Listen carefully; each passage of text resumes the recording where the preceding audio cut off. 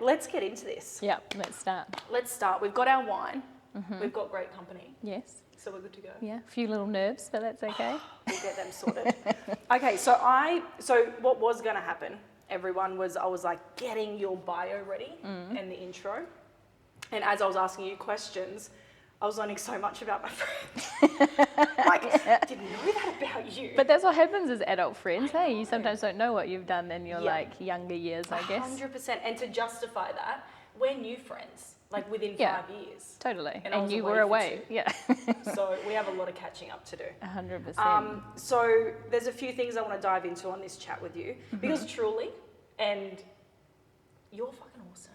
I just think, and you know, everyone will hear more about your experience, but what I love about you is your ability to always be so curious. You're always asking questions. You're always wanting to learn. Like, we catch up every Friday for coffee. Yeah. And I feel like we solve our problems and soon maybe the world's problems.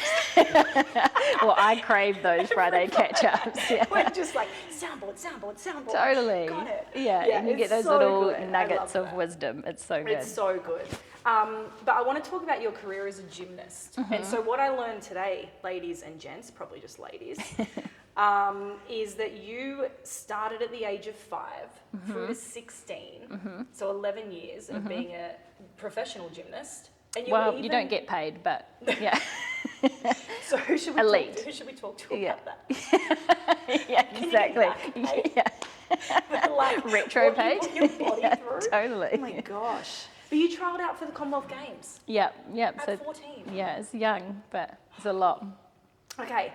You run the #1 dental practice in Sydney, in Australia, I think.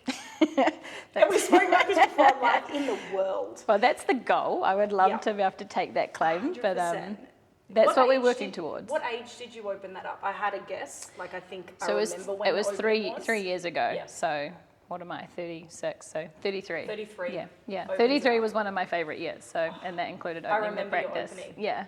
Well, we would have just met, probably. Yep, it was. And you were soon to go overseas as well. Yeah. It was amazing. But at 33, to open your own business. Yeah. You know, how many staff do you have at the moment? I know there's 3 girls. Oh. And then...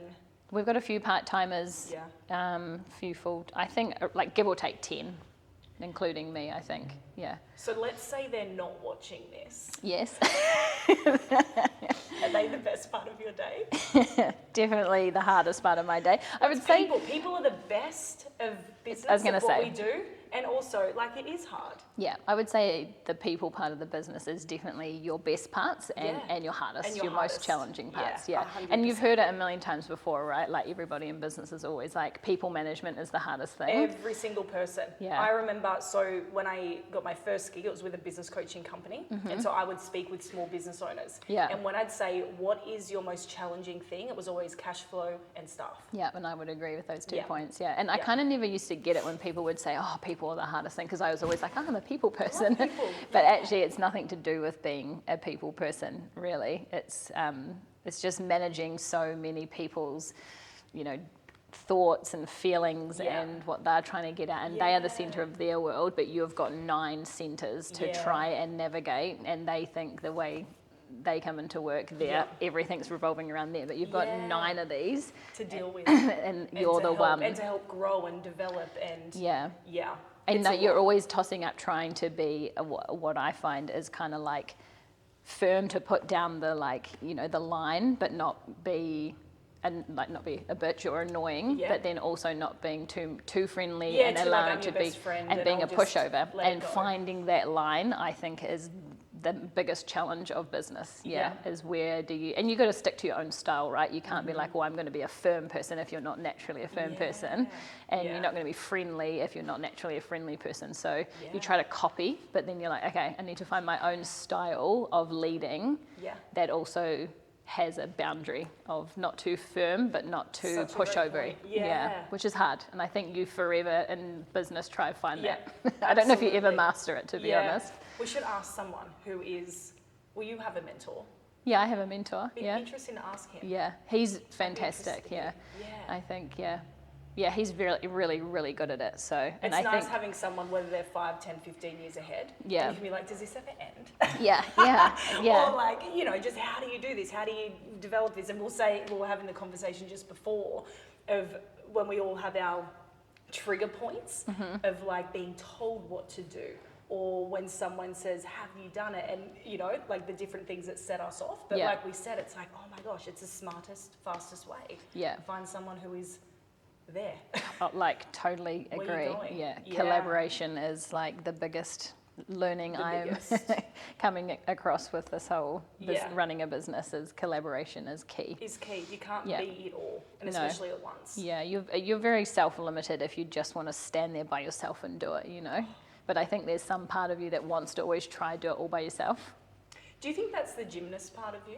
Massively, yeah. I think Such an individual sport. Yeah, and it's a double-edged sword, I think, because there's so many fantastic things that come out of being like an elite gymnast with like, you're gritty, you can grind, you're determined, you're competitive. You can do the splits. The odd backflip after a few wines. Actually, I mean, we are one down. Yes. Let's just see how we go at the end of this conversation, because we got a lot of space We here. do. Imagine, this would be perfect. Just I did one on my wedding night, so I'm sure I could crank one out here. Okay, hold that. Whether it will thought. make I'm make writing the it down. camera or not. Backflip. 2 wines is good, 4 wines is risky. There's a window. Let's call it a window. I'm going to find that window. Yeah, I just about kicked my brother in the face on my wedding day. The gymnastic stuff, I was going to say, is the whole like what it teaches you to be gritty and grindy and tough and stand on your own 2 feet, discipline, like so intense, but you become very individual. And I think all of those attributes are fantastic when you're trying to get something started, because you're driven. You're going to get a business off the ground. And usually it is you getting it off the ground. Totally. Until you have the resources for more help. Yeah. Right? Like it's like, it's I a think grind. Of everything that I've started, it's like, it's a you to begin with. And that's all you've got at the start. And so I think all those skills are really good to get something started, but they become very self-limiting very quickly. Yeah. And I think the other side of all of those, personality traits or attributes, whatever you want to call them, is that then it becomes, because you're self-sufficient, you don't like asking for help. Then because you're, competitive, you think that by collaborating means that you're kind of cheating your way, because you're like, oh, well, now I'm using you to help me. That doesn't feel like I did it by myself type and thing. so you think that would come from your days as a gymnast? Well, I think that... that feeling of, if I have to ask for help, it means that I didn't achieve the result myself. Yeah. I mean, I've done a lot of deep diving on myself to work out why I have these things, because opening a business or doing anything for yourself, doing anything for the first time is you're forced to assess yourself and why you think and why you act the way that you do. And managing people's a massive one. Like, why am I feeling that? Why am I feeling threatened by that, or whatever it is? But I think I may have naturally had those personality traits, and gymnastics may have like enhanced them type thing. But I think... What have you done with that? Like, I know you said you've done deep dive work with that. So how have you... Like, what are some helpful things that you've done to be able to go, okay, that was a strength in that stadium, so to speak, that arena, but it could be a little bit of a gap or a weakness in this arena. Is it just having conversations? Is it... Well, I think by like failing, basically, by like going to work and being like, that went terrible. And it's really interesting. Like, I thought I was good at some things. Like, I thought, oh, the people side, that'll be fine for me. Actually, it's been one of my biggest challenges, is because when you're an individual, like, I've always been very good at being like, you go away and do that work and leave me to it, and I will smash through it, whether it's a training program, whether it's work, whether it's whatever. But when you have to collaborate and work as a team, it's an entirely different arena. It makes so much sense though. Yeah, and I've never had to, I guess, like dentistry before you own a practice is quite individual too, because you go in, you see your patients, you do your job, and you go home, right? You have some people you have to interact with, but you're working pretty closely with maybe one, your dental assistant. And gymnastics is very individual. I did triathlon for a little bit, very individual. And you get rewarded with this like, well, I've done really well on my own, So then you're like, why do I need other people when I can figure it out myself type thing? So I think that's been a huge weakness for me, in that it was a it was a strength in getting started, but it's been a weakness in growing. And as you continue to grow. yeah, and like you say, I've got a mentor, and sometimes I even find it hard to pick up the phone to be like, why don't I just ask him, because he's that little bit further ahead of me, because I almost am like, no, but I want to figure it out myself. But that's slow, that's self-limiting, it's not getting there quicker, it's not being smart, you know, it's being very like, I guess a bit ego and a bit, I want to figure it out myself. You're like, but you could just pick up the phone and have the answer in 30 seconds and probably feel really inspired alongside of it, you know? Isn't it crazy, like whether it's ego, whether it's like behavior that's been built in from a young age, just how much that it is always driving us, like it's out there. And I think what I would acknowledge about you is your level of awareness. Like you have a very deep level of awareness of like, I did that, didn't I? Now why did I do that? Where did that come from? But I think that's improved over time too, because I've had to, because I've been like you said before, the failures. And going to work and being like, this is, I'm not liking this, this is really awful. And so you do start to have to admit, like, I'm not good at that. Which is, you know, I think for anybody, no one likes to say, I'm not good at that. So then that opens up those conversations. And then when you do it a different way, you're like, oh, that felt really good, or that was really effective. And so you start to get positive reinforcement from one, looking at yourself, collaborating with people, acting as a team, you know, and it starts to become rewarding, and then you're like, okay, well now I'm kind of converted into this, you know, team approach, and it doesn't need to be me doing everything. What a like, breathe out. Nice. And life's short, you know, you got to have fun along the way. So if you're going to work and not enjoying it, you got to change something, and right? And also being in business, like, you know, there is hard in anything. You know how they say choose your hard. It doesn't matter what you choose, whether it's, you know, working for someone, working for yourself, investing or buying businesses, starting them up, like whatever path anyone takes, there's always an upside and a drawback.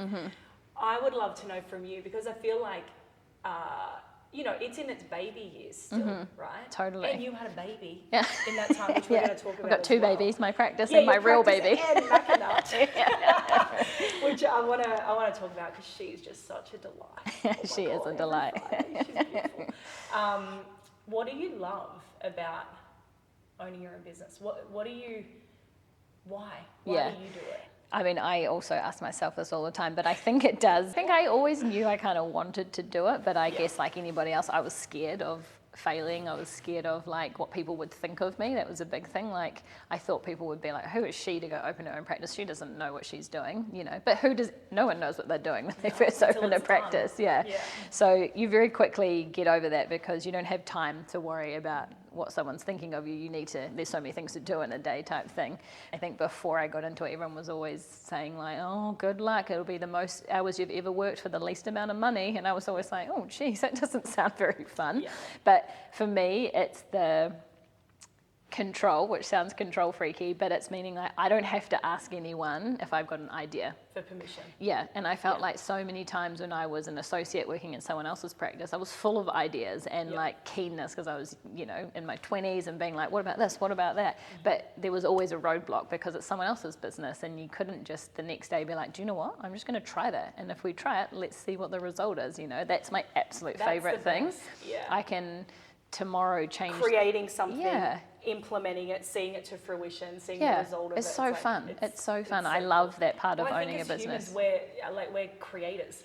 Like we love to create things, and business is the best place to be able to do that. And learn, right? So if you create something, you put it in place and it's a disaster, you're like, well, I know that now, as opposed to wondering, you know. And then other times you put things in place and you go, man, that was really good. Let's do more of that, you know. And fixing problems. I don't like I think when you work for other people, change is really slow. So you have an idea, then you have to ask someone, then you have to maybe like get approval, then someone's a little bit, you know, whatever. When you own your own practice, it's fast. Someone's got a problem, I'll fix that for you now, or I'll fix it tomorrow, you know, like we can literally put that change in place. We don't have to sit on it. You like get better quick, which is it's so fun. Cool. That part's super fun. I always think it's like business is, one, it's the best mirror to see like your weaknesses. And it's like, I might be a little bit vulnerable there. I don't like that mirror.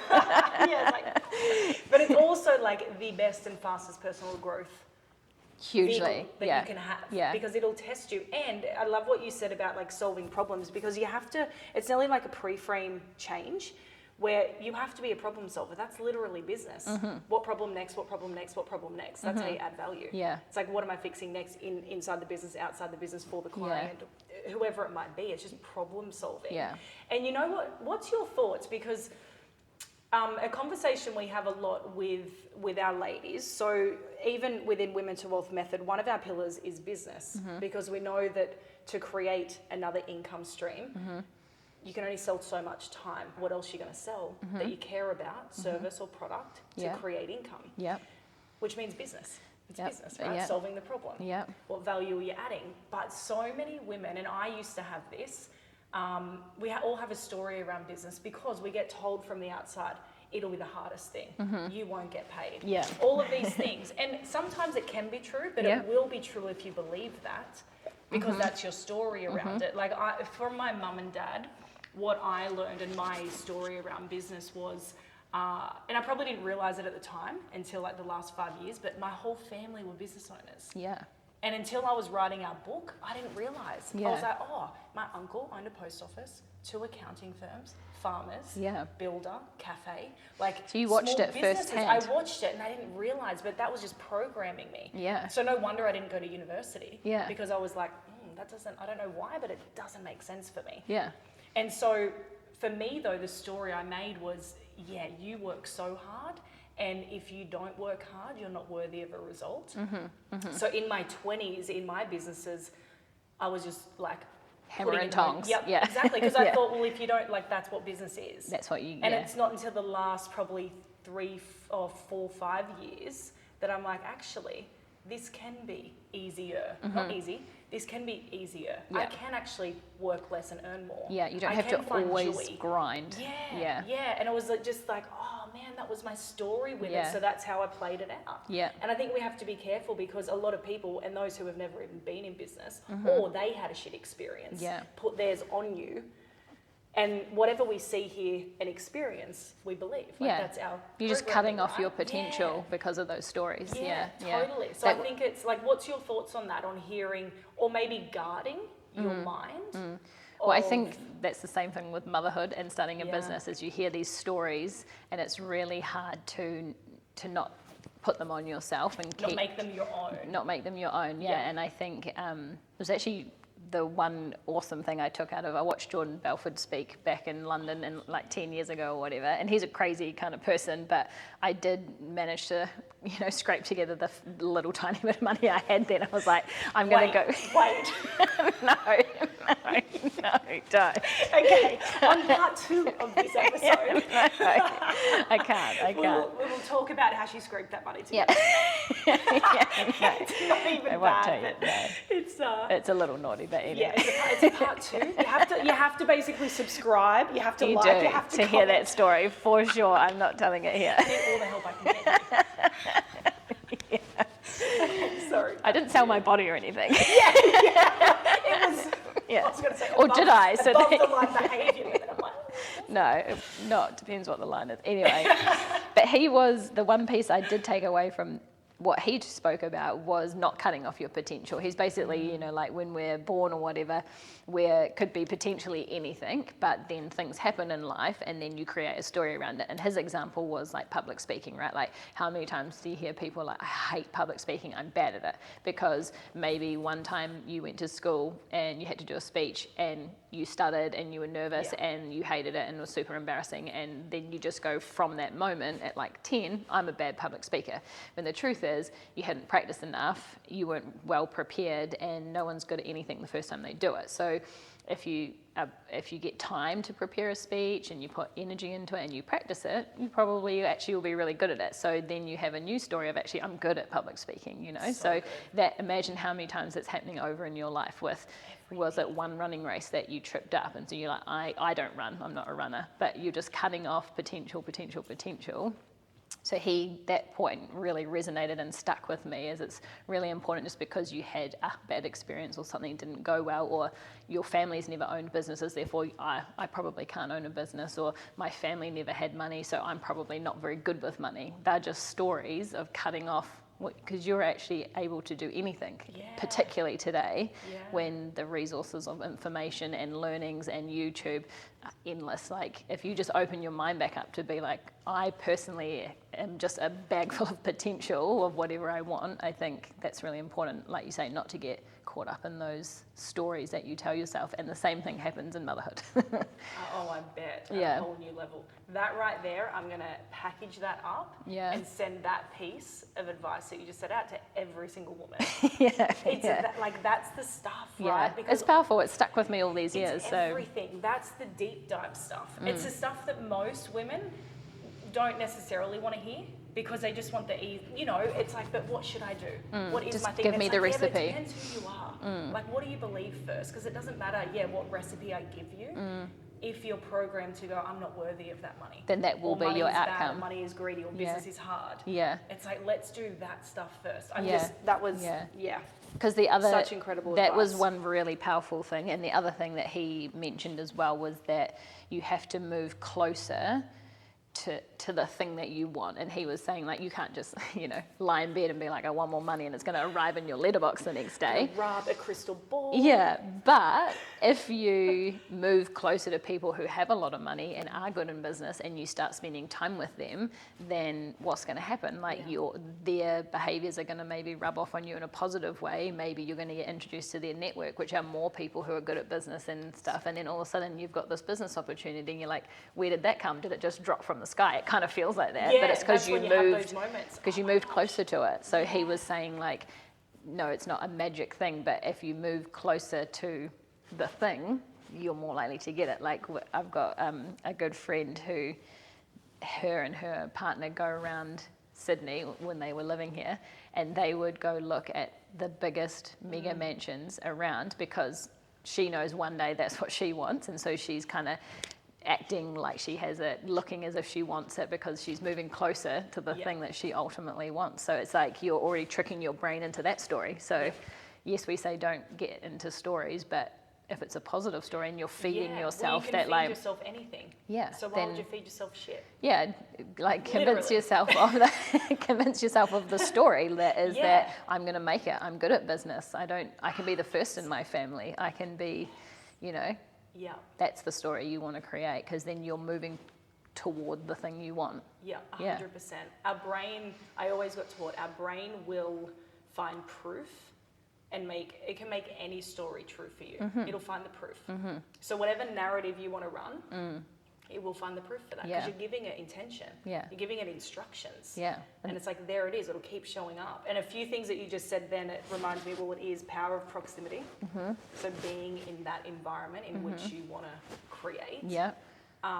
And being around the energy of the thing that you want, like going into the homes, being in the space of like, I can this picture is- myself here. Yeah, how I Yeah. could live. Yeah. Or, I remember even going to like beautiful hotels and I just get a glass of wine and I do my work because I'm like, I can Yeah. work in a place like this. Yeah. Like one day, this is just what I'll do. Yeah. You're taking down the intimidation Yeah. factor because that Yeah. stuff's all very intimidating. Like money is intimidating. Like people who have a lot of money they intimidate you and you're like, why? It's kind of an interesting. It's kind of an indicator, right? It's Yeah. like, ooh, what's there for me? Yeah, Why? exactly. Because Yeah. you're not comfortable around it. And so by being like exactly that, go to the fancy hotel, get a glass of wine, train yourself out of being intimidated by it, because then you won't be so scared to reach for it as well. But you're training your brain to fake it until you do make it, because then you'll get more comfortable reaching for it. Because right now it might be scary to reach for, I want to be a millionaire. You're like, oh, I don't even have any savings right now. So you're just like, oh no, that's not me.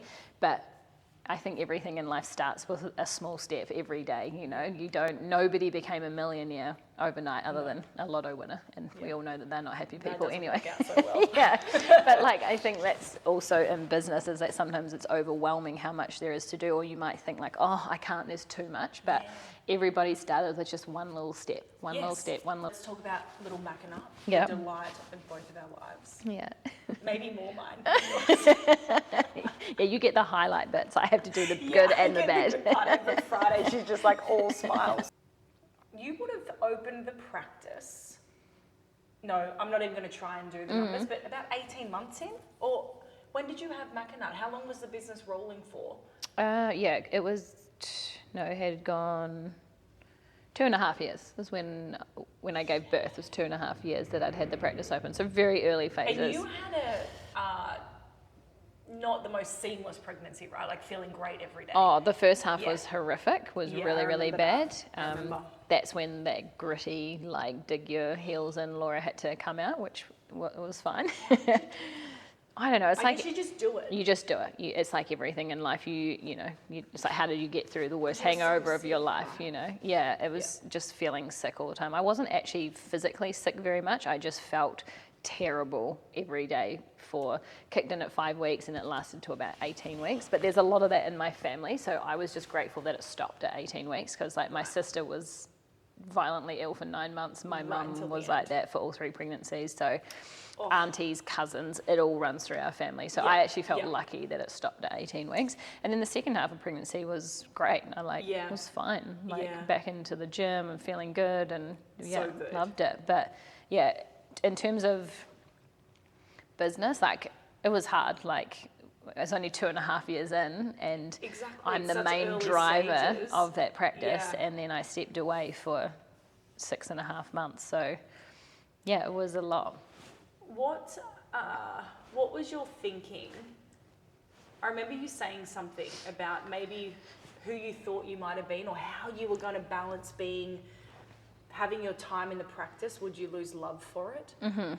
Or not being present with Mackinac? Yeah. Would you be able to if you're so, being drawn back to keeping the business alive? Yeah.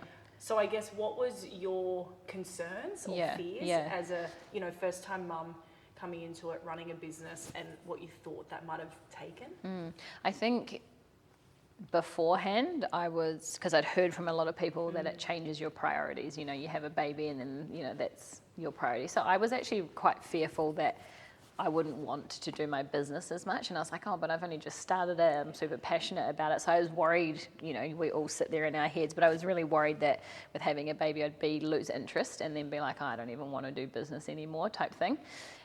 So I had a bit of angst around that. And then also I had the opposite fear of like, what if I don't even like being a mum? What if I just want to do business and, I love going to the gym, love having my own time. I was like, I can't just do that at a drop of a hat anymore. So I had a lot of angst around like how that would be too. But when I had Mackenzie, my heart just exploded open into a million pieces of confetti. That's what I always used to say to my sister and was like, I feel like I could just pop into a ball of confetti. I'm so happy. I had a really lovely experience with Mackenzie as a newborn. So I was like flying high, which was amazing. It was hard still having the business on the side because it wasn't like a normal maternity leave where you can just be like, bye-bye, I'll see you in X amount of time. Yeah, I still had to run the business. We put a lot of things in place prior to. So that was just planning, to be able to do that. But then, I was constantly still being contacted on the side. But we found a rhythm in time between the team and me and respecting my time off and them also being empowered to do it themselves. So it was a blessing in disguise because I am a little bit of a micromanager. So that stopped that because I couldn't and they had to just step up and do it themselves. So, and then come a full circle back to where we are now is I had 6.5 months off. I had so much anxiety about going back to work because I didn't want to leave Mackenzie and I felt a bit gypped in that I wanted a year off because all my other mums group friends were having a year off and whatever else. So I was like, scared to go back, but then it's just been the absolute best thing I've ever done because I think before people were like, it's good to get a piece of yourself back, but I never felt like I lost anything from myself. I was like, I feel like myself being Mackenzie's mum, but actually starting work again, I was like, that piece, that actually feels really good. So I had so much anxiety about going back to work and I'm sure a lot of women do. And I think like the system's really set up for having a baby and like really supportive and people around. But I think there's a real lonely gap in going back to work. It's quite scary. You've been in this small little world looking after a baby where your world just shrinks down to like, minute by minute, hour by hour with a baby. So to have to open back up and kind of almost step back into the real world is quite scary and you feel quite alone. You've got anxiety over leaving your baby, whether it's going to be with a family member or daycare. But I felt getting back in was the best, because then all the anxiety of thinking about how it was going to be had gone, because we were in it. We'd ripped the Band-Aid off and we were just doing it.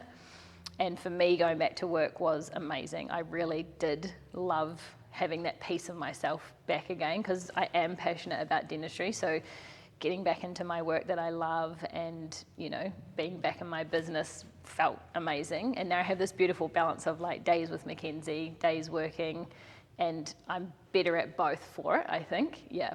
I remember the first couple of weeks when you were back and we caught up for coffee, and it was so awesome to hear that, because you said, I feel so good. Yeah. Like, it feels good to be back doing what I love, and you feel totally there when you are there. Yeah. And then you have this precious bundle of joy at home, and you've got these two parts of the world. And I remember you saying it was something along the lines of like, I thought I'd have to split myself, but you don't feel split. It's like you are who you are in that space, and then you are who you are as a mum. Yeah. And that's whole for you. Yeah. Yeah. Which I still think is, you have to learn that, because it's like putting on one hat, taking off the other, and just moving between the two is still challenging.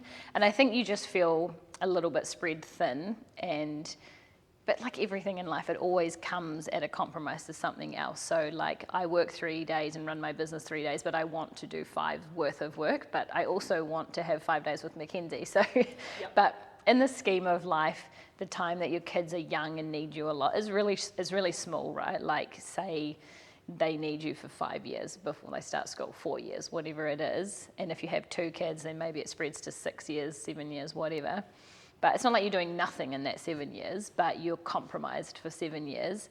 And if you work for, since you're 20-something to 60-something, it's 40 years. Like, it's a pretty small blip in the scheme of things, and is 100% worth it. Like, I do think it's, and you learn other things that, you know, we said about the mirror that you're faced to look into when you start a business. You have another mirror when you become a mum too. And you have to also... What's that one showing you? Well, I think like how you behave under, I guess, pressure, stress, being tired, all those sorts of things, and how you treat your partner is a massive one. I think, your marriage or your partnership or whatever you have gets put under the pump, which I underestimated. I didn't think that would be such a thing. But you're just going through 2 completely different experiences as a female and a male when you have a baby, and there's just no escaping it. Like, no matter what you do, whether you breastfeed or bottle feed or whatever, there's you just... were like, I have to remember Hamish is having his experience too for the first time. Yeah. I remember you saying that. Yeah. Yeah, so I think second time round, that part will be better, like on your relationship, but you're learning together how to do this, because you've never had to behave like a team in your marriage or your partnership like you do when you have a kid. Yeah. And generally, because by nature, I just go, I'll do everything myself, and like, if I'm not getting help, I'll just do it myself. But actually, that's, once again, so self-limiting, and you burn out. So that's helpful. It's a delight. Like, becoming someone's mum is very, very special and very amazing. Yeah, and I would highly recommend it to people. I love it. It's not all roses and sunshine though, and I think everybody knows that though. But I think what Hamish and I found is a lot of the time, you know, you're on, like, you have moments where you're on cloud 9 with this bundle of joy, but people are so quick to pop it, you know. She'll be like, how's she sleeping? You're like, oh my, like, we're doing really well. You're like, no, that won't last, or you wait. And I always think, why do you have to do that? Why do you have to pop my little joyous bubble? Yeah, like, but, you know, like, we know parts of parenting are hard, but... Yeah, you know it's coming, you know it can be hard, but it's also, hey, when it's great, let it be great. Yeah, and I think before you have a kid, and I don't know if you feel like this, you hear so much about how hard it is and how tired you're going to be, and like, make sure you do, make sure you do all the things, But actually, there's so much good about it. There's so many amazing moments. It's a love you've never felt. It's things you've never experienced that are so worth it, and more learnings, right? About. Yeah. What do you think Macca has taught you? Like, as a mum, you know, she made you a mum. Yeah, she did. How do you maybe approach life or see life differently? I think it's lightened me up a lot just to like not take things so seriously, you know, because you just are reminded every day when you see them just like, this is what's important. So like if something didn't go well at work, just forgive yourself because you're not going to be perfect, you know. And I think up until having Mackenzie, I tried to do everything perfectly and I wanted to be the best at everything. But you can't be a perfect mum and you can't be the best at it because it's different for everybody. Yeah. And you know, I'm quite like I like to make a plan and then execute and then be like, but that should work like this. And a baby doesn't. Like, no.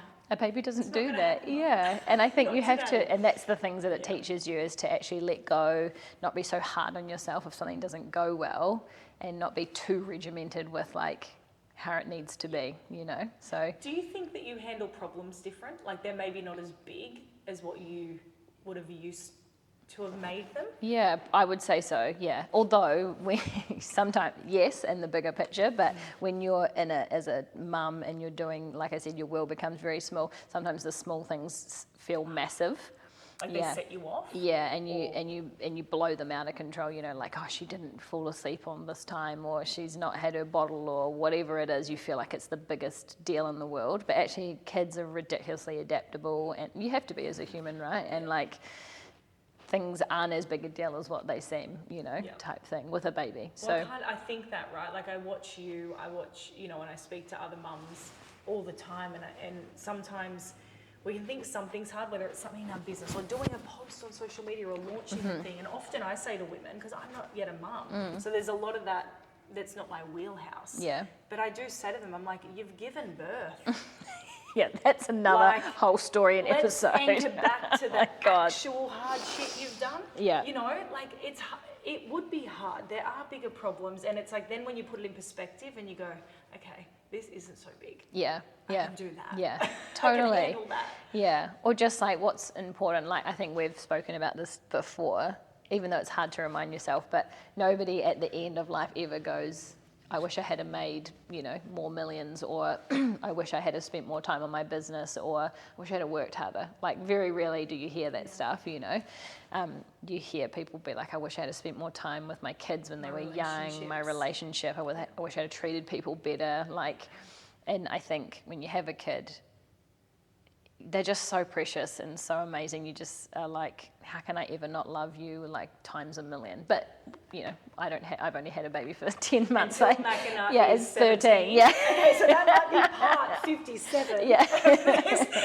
And Mackinac 17. And then I'll be we'll have the bottle ready to go. 100%, yeah. But something cool I have done, which I feel like a lot of the times you say you're going to do things like this and you never do, is I've written little like letters in my phone to Mackenzie.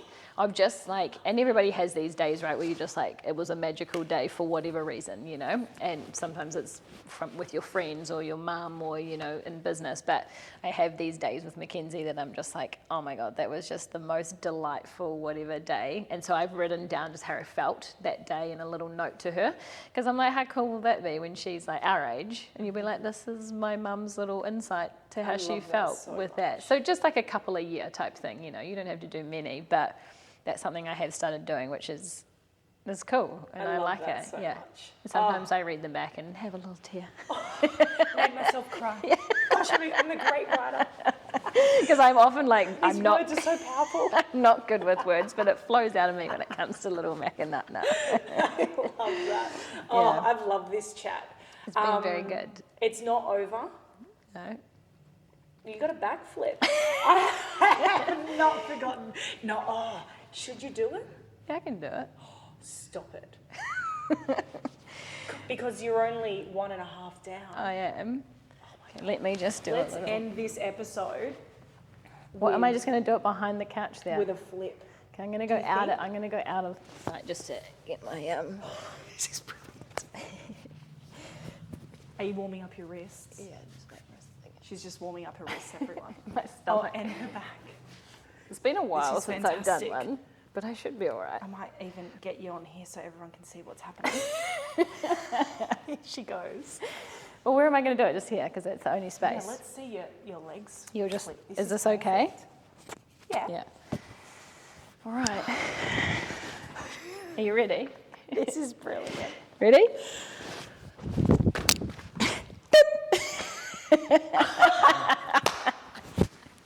Still got it. Still got it. That's amazing. I might pay for that tomorrow, but I did it. That's amazing. And we're done. Woo!